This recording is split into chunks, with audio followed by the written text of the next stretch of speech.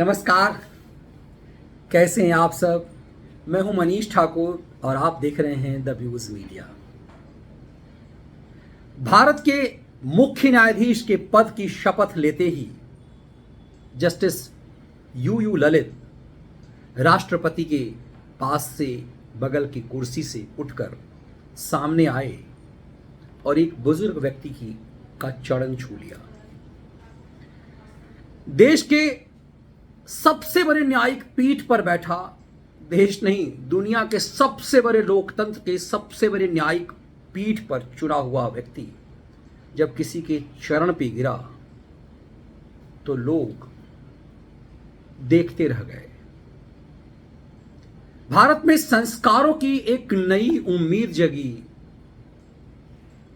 आमतौर पे 65 साल का कोई बुजुर्ग नया कीर्तिमान नहीं स्थापित करता, लेकिन सुप्रीम कोर्ट के चीफ जस्टिस बनते बनते लगभग 65 साल बीत गए। 65 साल की उम्र में रिटायरमेंट होता है तो 74 दिन के लिए यू ललित आजाद भारत के 49वें मुख्य न्यायाधीश बन गए।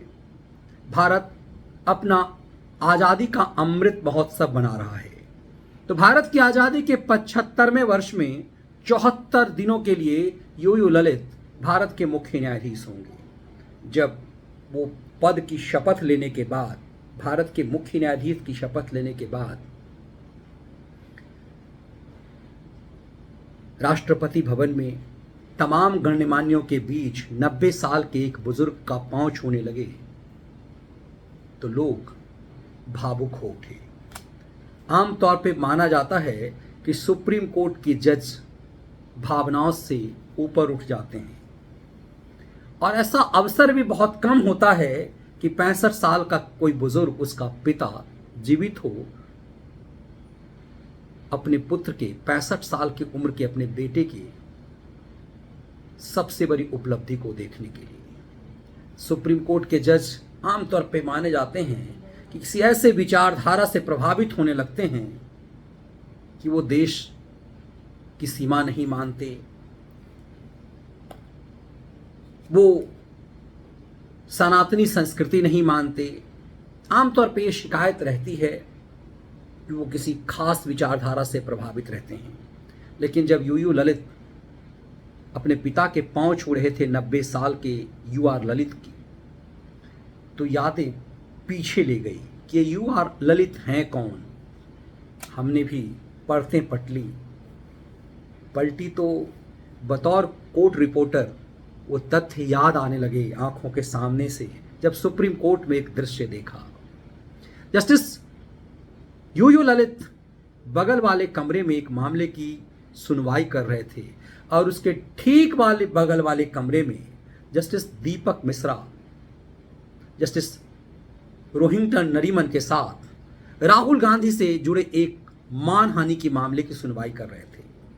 जस्टिस दीपक मिश्र ने सामने खड़े एक वकील का एक तरह से मजाक उड़ाते हुए कहा कि आपको पता है कि क्रिमिनल डिफेमेशन के केस में पुलिस की क्या भूमिका होती है।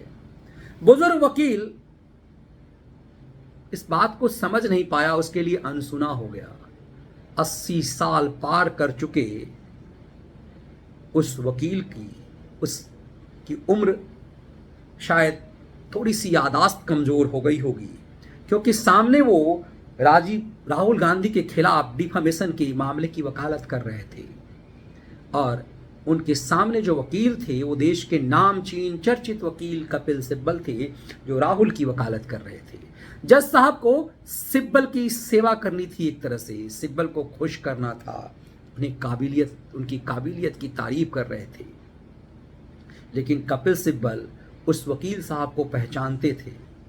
सिब्बल ने सिर्फ इतना कहा कि ये हम सब के लिए क्रिमिनल लॉ के मामले में हम सबसे बेहतर जानकारी रखते हैं, क्योंकि दीपक मिश्रा ने उन्हें धीरे से समझा दिया था कि क्रिमिनल डिफेमेशन के केस में पुलिस की कोई भूमिका नहीं होती। एक तरह से कटाक्ष और मजाक उड़ाना था। सुप्रीम कोर्ट में इस तरह से चलता है जब अनजान से वकीलों का कभी कभी फिरकी ले लेते हैं सुप्रीम कोर्ट के जज। लेकिन जस्टिस दीपक मिश्रा भले ही उस वकील को नहीं पहचान रहे थे, लगभग 84-85 साल के उस वकील को भले ही दीपक मिश्रा ना पहचान रहे हों, लेकिन बगल में बैठे मुंबई के से आए जज साहब रोहिंटन नरीमन उन्हें बेहतर जानते थे। उन्होंने कान में दीपक मिश्रा से कहा कि सामने जो वकील साहब हैं वो बगल वाली कोर्ट में बैठे जस्टिस यू ललित के पिता UR ललित हैं। इतना सुनते ही दीपक मिश्रा झेंप गए, भावुक हो गए, उन्हें कुछ भी नहीं सूझने लगा। उन्होंने कहा कि मेरा सौभाग्य है कि आपके जैसा वरिष्ठतम वकील हमारी कोर्ट में है। आप चूंकि हमारी कोर्ट में कभी आए नहीं, इसीलिए आपके ज्ञान का सौभाग्य हमें मिला नहीं। आज हमारा सौभाग्य जगा है कि आप हमारी कोर्ट में वकालत करने आए हैं। उसके बाद उन्होंने कपिल सिब्बल को बैठ जाने के लिए कहा।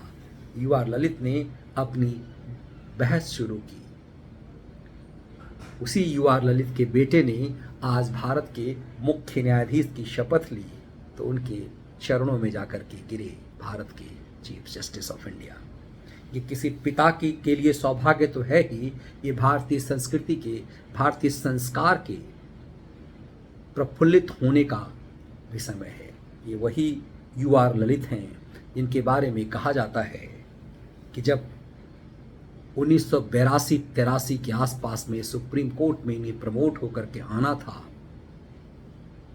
सुप्रीम कोर्ट का जज बनना था, तो इंदिरा गांधी ने इनके सामने एक स्पीड ब्रेकर लगा दिया और फिर ये सुप्रीम कोर्ट नहीं पहुंच पाए। बॉम्बे हाई कोर्ट से ही ये रिटायर हो गए।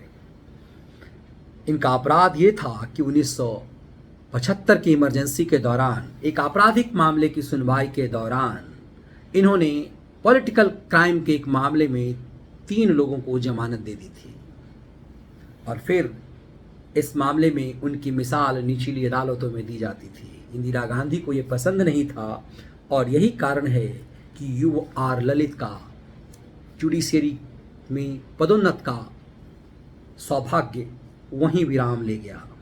लेकिन आज उनके सपने को उनके बेटे ने पूरा कर दिया। आज उनके बेटे ने उनके एक बाप के सपने को पूरा किया, लेकिन उस CGI से अब देश का सपना जुड़ा हुआ है। उम्मीद की जानी चाहिए कि आज़ादी के अमृत महोत्सव पर भारत के मुख्य न्यायाधीश बने जस्टिस UR ललित भारतीय न्यायपालिका को एक नई ऊंचाई देंगे। ये वीडियो विश्लेषण और इसके कंटेंट आपको यदि पसंद आए तो वीडियो को लाइक और शेयर जरूर कीजिएगा और हमारा लाइव विश्लेषण देखने के लिए द मनीष ठाकुर शो को ज़रूर सब्सक्राइब कर लीजिएगा। बहुत बहुत धन्यवाद।